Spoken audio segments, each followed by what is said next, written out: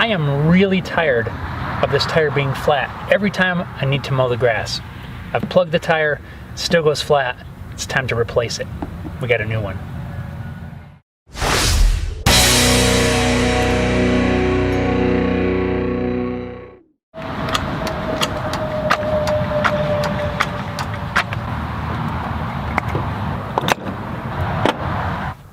Welcome to this episode of Homebuilt Workshop. My name is Jeff, and yes, here at Homebuilt Workshop, today is tire changing day. These tires go flat all the time. I'm tired of dealing with it.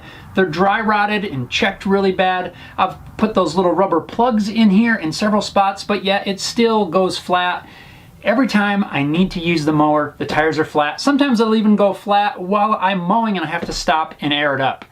We got to change that. Now these tires are the front steer tires on my riding mower. They are a 15x6-6 tire, just in case you're curious, but no matter the front tire size, the process is going to be exactly the same to change these. Now this process is not all that technical.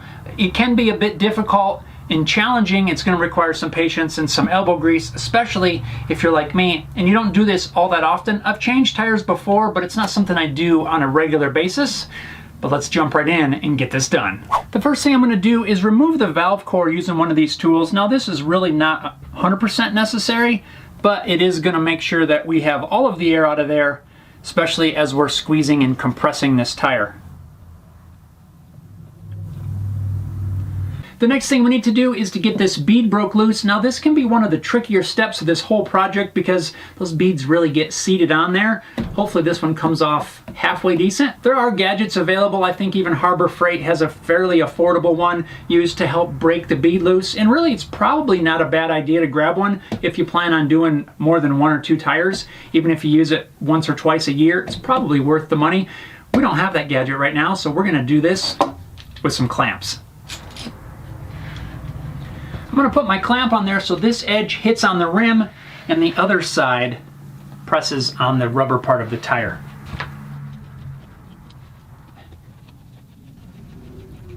Once I get the first clamp started, I usually add a second clamp a couple inches away from the first. As you tighten down the clamps, they just press the bead of the tire loose from the rim.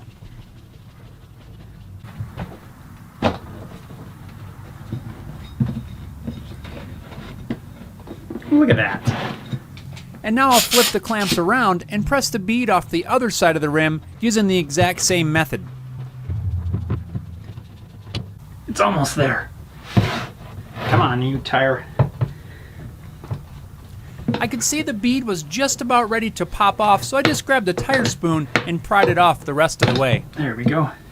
Little persuasion from a tire spoon. And now for fun part number 1. We need to pry the bead of this tire up over the rim so that we can begin removing it from the rim. To do that, I'm going to use just this set of tire irons. These are pretty inexpensive ones, just some that I found online.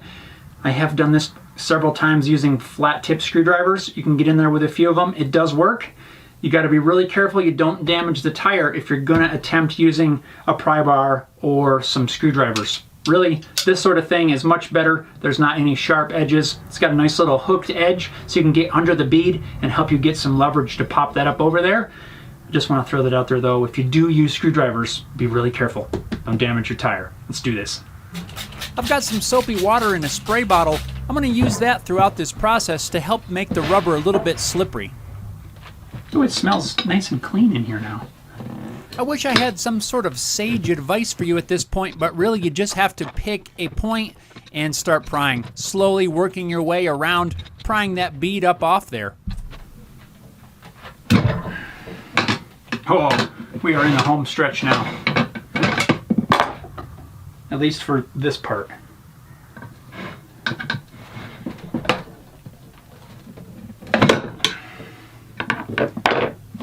And there's our top bead. We just got to do the exact same thing to pop it off of there. Oh, look at that rim. That's a mess. Ugh. I didn't say this was going to be a clean job.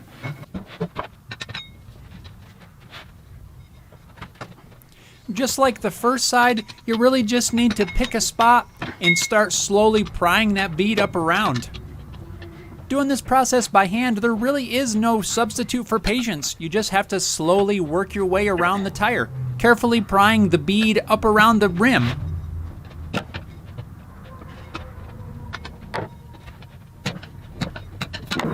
And there we go. Boy, we got to clean that rim up. Old tire, you're out of here. Before I can start cleaning this rim up, I'm going to remove the valve stem because I'm going to replace that as well. This is easily done by cutting the back side off, and then it just pulls out.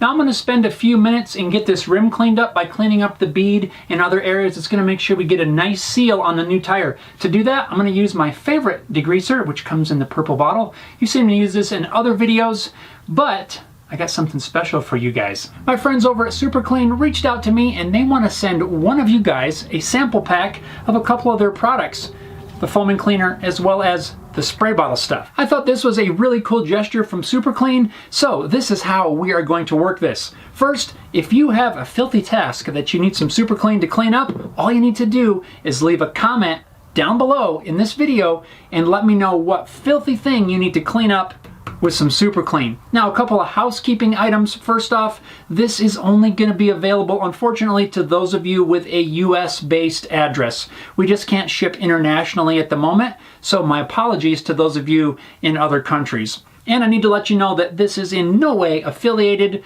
or has anything to do with YouTube or the team at YouTube. This is all Super Clean. They reached out to me and they will be the one shipping the product to you guys. So if you have a US mailing address and you leave a comment down below in this video telling me what filthy thing you need to clean up, 2 weeks after this video goes live, we will choose a random comment and that person will be contacted by me to get your address, which I will then send to Super Clean and they'll ship this out.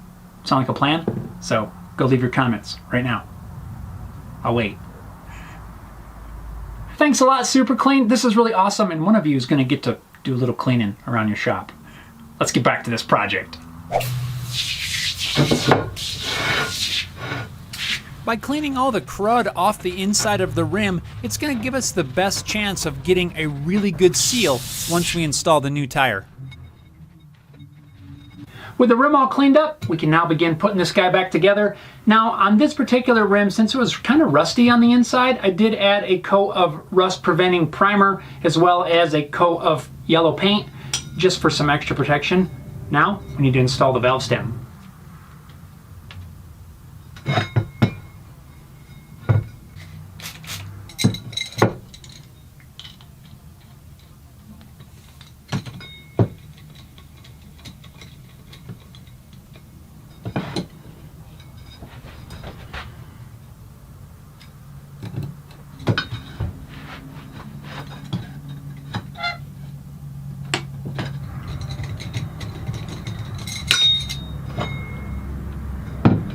This tool is a valve stem installing tool. It makes it really easy to install valve stems. Sometimes you do need to put a block of wood or something on there to get the leverage to pull in the right direction. These work great and really pretty inexpensive. While I was putting the paint on this rim, I set the tire aside in the sun. That way the rubber can get nice and warm because now it's time for fun part number 2. So our tire is nice and warm in the sun. Actually, it's almost hot. That's good. That's going to make it a little bit more flexible, pliable as we start to prying on this to get it on the rim, which we're going to do right now. Take our tire. We're going to give our tire a few squirts of soapy water.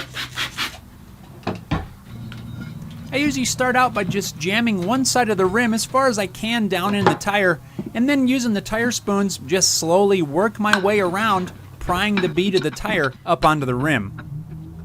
No one said this was super easy.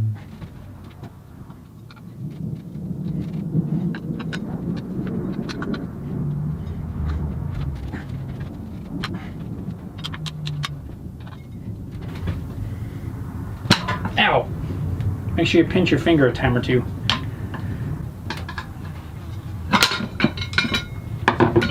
And there's one side. Now we can flip our tire over and we'll basically repeat that same process. Yeah. I found it kind of helpful to grab my clamp again, get one side started. And I'm going to use my clamp to kind of hold that down. That way when we pry around it, the bead is not going to want to pop up over the edge of the rim. Squirty, squirty.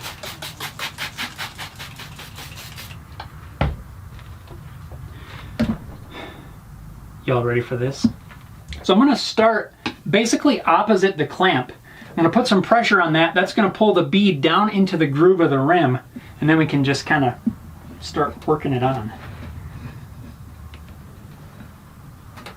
It helps if you have like 4 arms, but I haven't figured out how to get those extra arms yet. Believe me when I tell you that this process can definitely test your patience.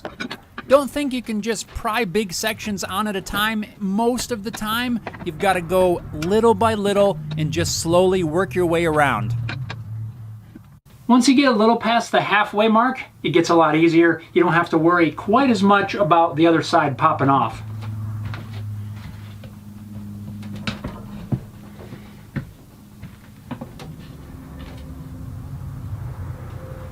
You ready? Here we go.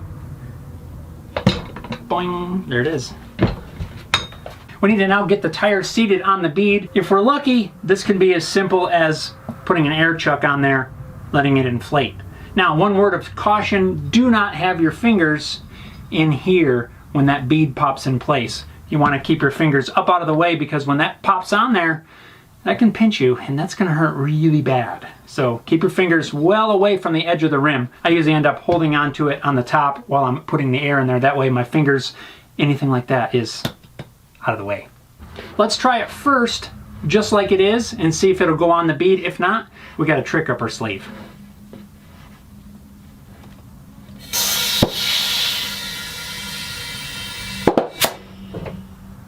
Just like that.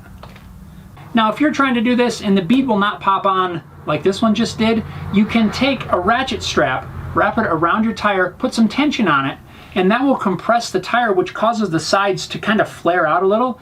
And a lot of times, that's all you need to do to get the bead of the tire to come into contact with the rim, which will allow the air to then pop it out.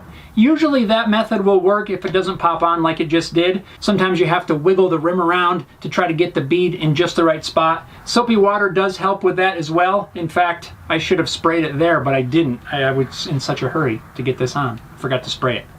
That's okay. Our bead popped on okay. Now we'll just inflate it to the proper tire pressure. Where's our pressure gauge?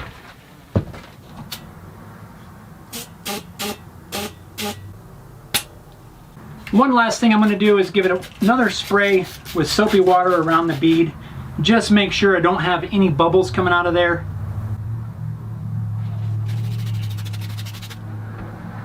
I see no bubbling. Since we have no leaks, that tells me that the next time I need this mower, hopefully the tires won't be flat and I'll be able to just do what I need to do. Now I just need to install this. It's going to be exactly the reverse of removal. We'll slip it on, put the little E-clip in the center cap, and we're done. We are off to the races, as they say. Guys, I hope you found this helpful. Hopefully this gives you some tips if you need to change some tires on your mower or wheelbarrow or whatever small tires like this. Let me know down in the comments what tips, tricks, and suggestions you guys have for replacing tires like this. Also, I want to know if you guys are interested in seeing me change the back tires. I might have to do that as well. Those are a little bigger, a little tougher to do, but if you guys would like some sort of guidance along the way on doing that, or just to see how I do it, let me know in the comments. Thanks a lot for watching, guys. We'll see you next time. That